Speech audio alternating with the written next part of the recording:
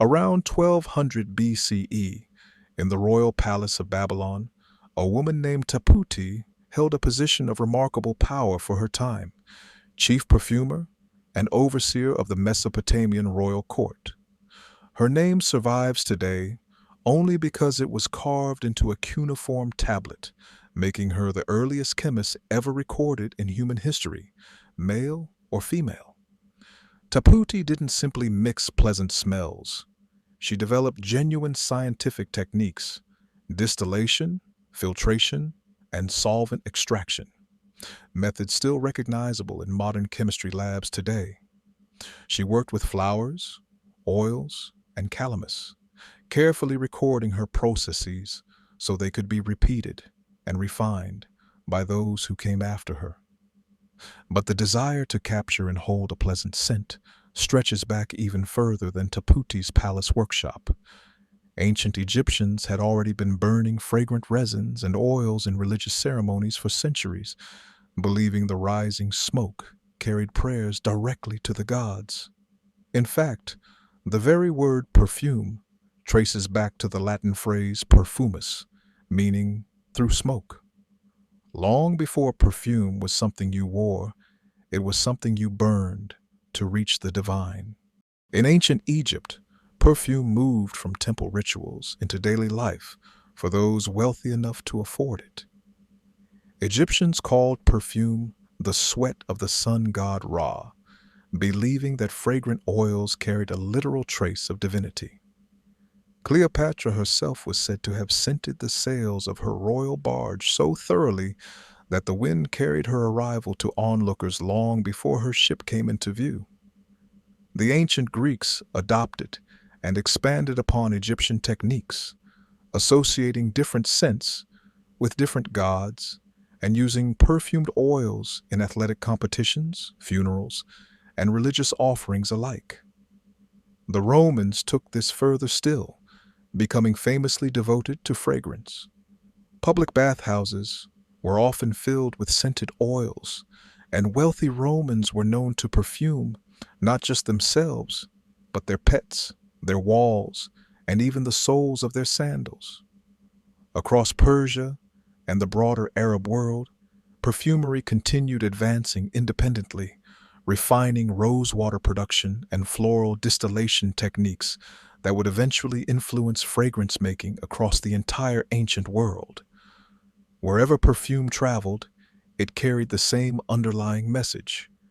This scent marks someone or something as connected to the sacred, the wealthy, or the powerful. As trade routes expanded across the medieval world, perfume ingredients became some of the most valuable commodities ever traded. Frankincense and myrrh, harvested from trees in southern Arabia, traveled thousands of miles along desert caravan routes to reach markets in Egypt, Rome, and beyond, commanding prices that rivaled gold and precious gems. The Islamic Golden Age brought major scientific advancement to perfumery. The Persian scholar Ibn Sina, known in the West as Avicenna, refined the process of steam distillation around the 10th century, allowing for far purer and more concentrated floral essences than ever before, a breakthrough that laid the foundation for modern perfume-making techniques still used today.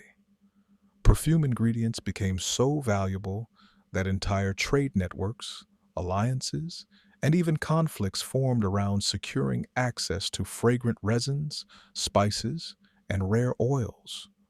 Long before oil meant petroleum, fragrant oil was already reshaping economies and empires across 3 continents.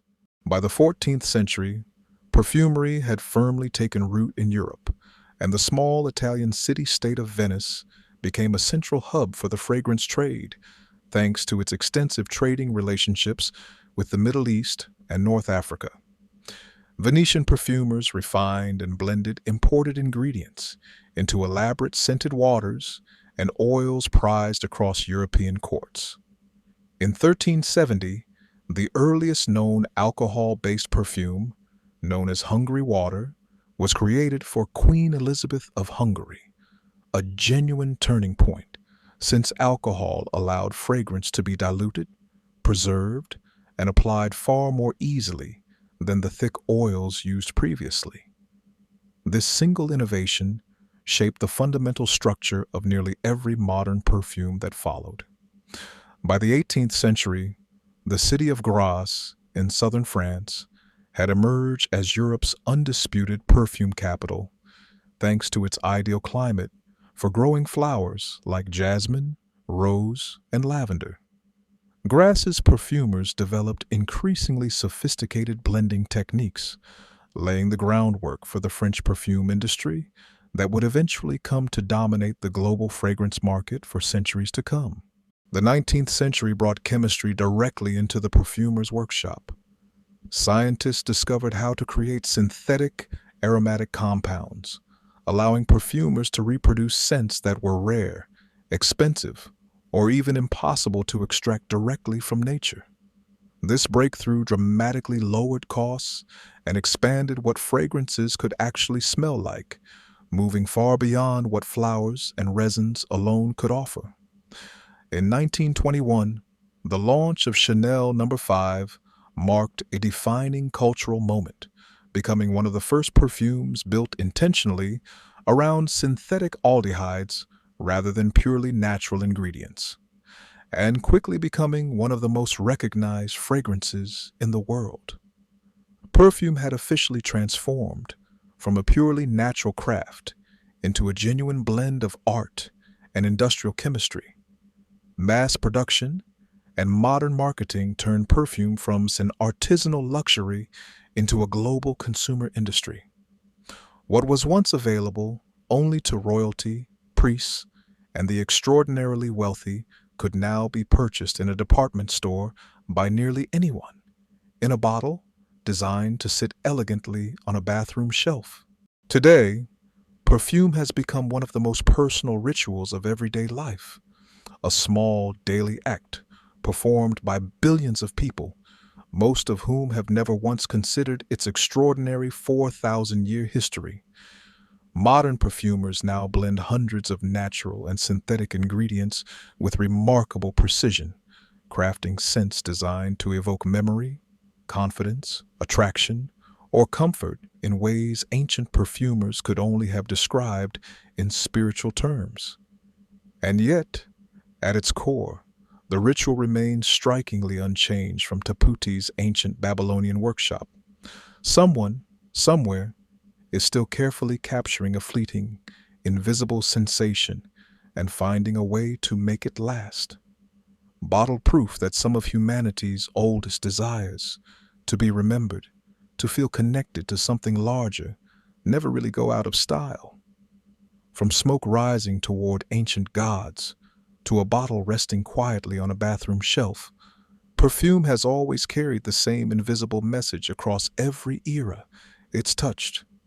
A scent, however brief, insisting that a moment or a person was truly here.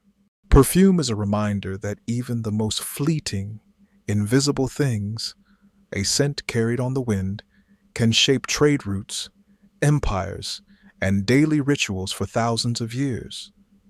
If this kind of hidden history fascinates you, subscribe to Everyday Empire. Every video uncovers another everyday object's forgotten story, and there's a lot more still buried in plain sight.